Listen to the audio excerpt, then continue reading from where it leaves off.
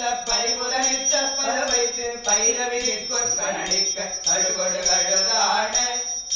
திக்கு பரியட்ட பைரவ தொக்கு தொகு தொக்கு தொகு தொகு சிற்ற பகுதிக்கு திகழ போத கொத்து படை கொட்ட கலமிதை குக்கு குகு குக்கு குகு குகு குத்தி புதையுக்கு பிரியன முதுகோவை